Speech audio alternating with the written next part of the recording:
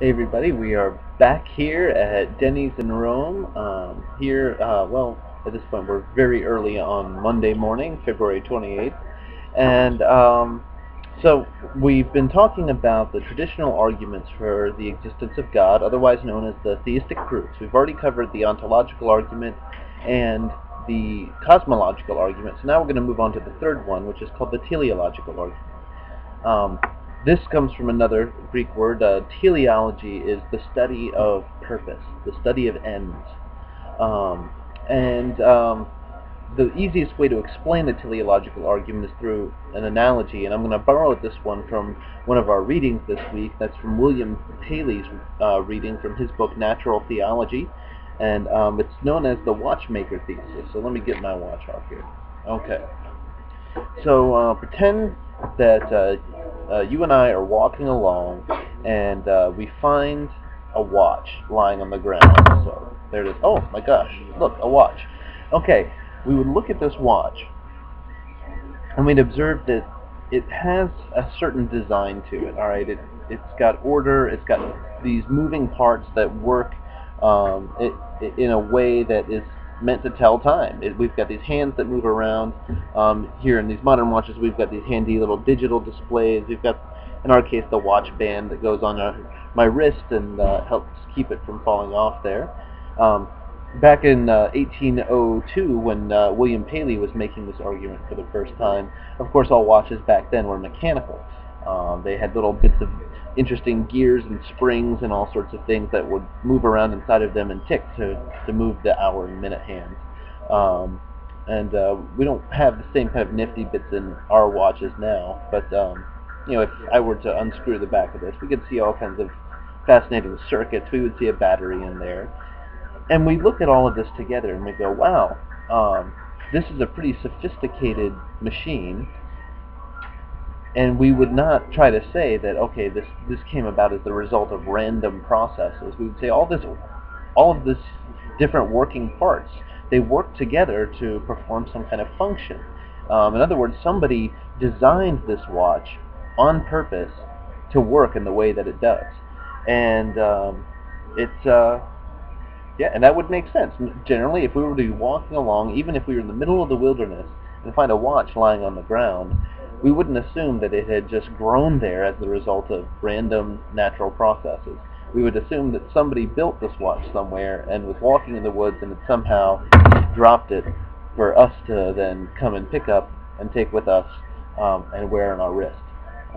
That's not how I found this watch, by the way. I got this at the drugstore. So William Paley starts with that story of the watch. And just as it is with the watch, so it is also with the world.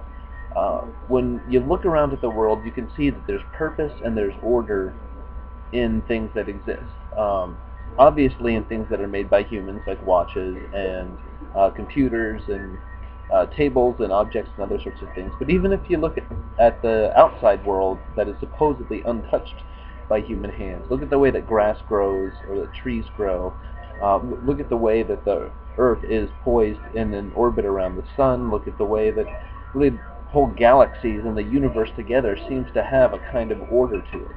Things work in a predictable way. Even really complex things, if you look at even a single-celled organism, and like an amoeba, it might seem pretty simple, but you can look inside of that cell and see all sorts of interesting things going on, right down to the molecular level where you can see DNA dividing.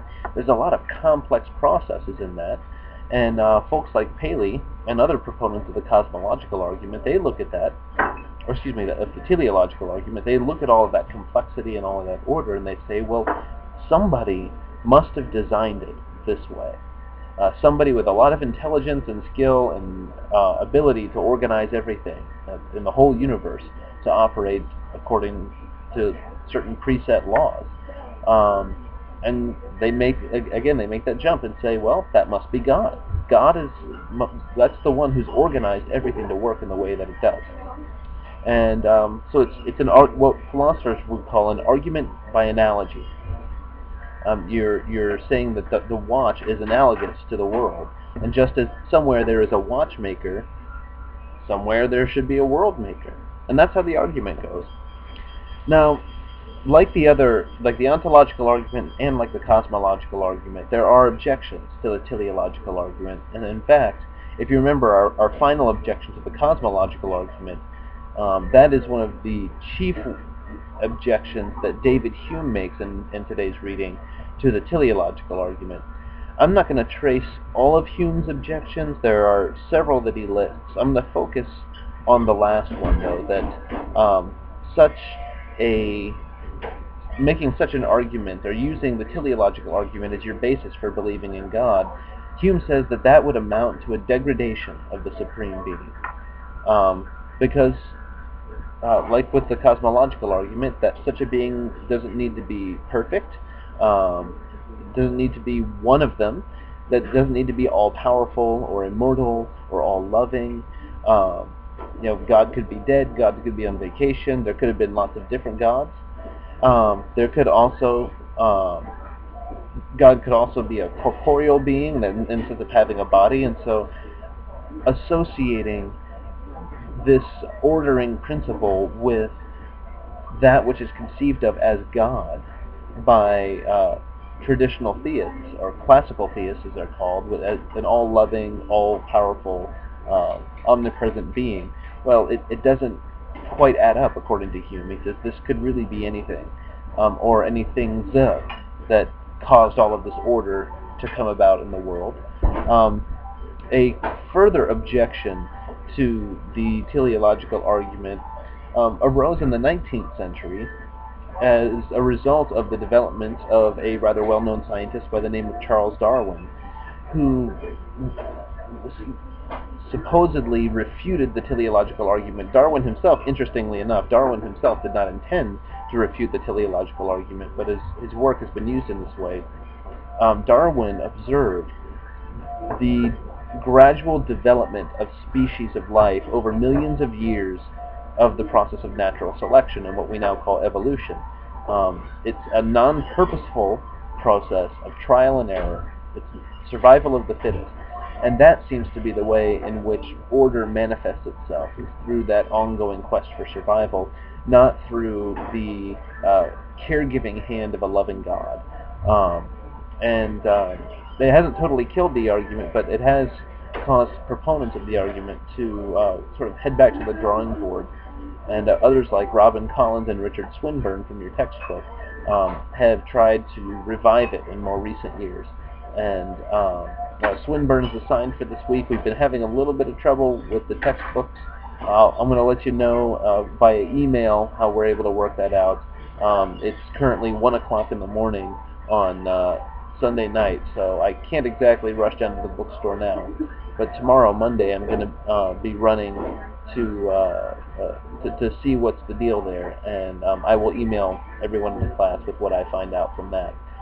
Apparently there's been some mistake with the textbook ordering, so sit tight with that. In the meantime, I have posted alternate, well, they're the same readings, but I've managed to find some of them online, and I've put those in a file on the today's section in the lessons tab. So if you haven't been able to get the textbook, click there. Most of the readings will be there, except for the newer ones, like the ones by William Rao in the Cosmological Argument, and by Swinburne in the Teleological Argument. So anyway, thanks for listening.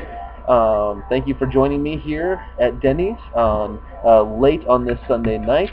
I actually need to go pay my bill now, and hope everyone has a great week, and we'll see you next week when we talk about religious experience. Until then, remember, there's no such thing as a stupid question, and if you can't be good, be careful. Okay, thanks. Take care.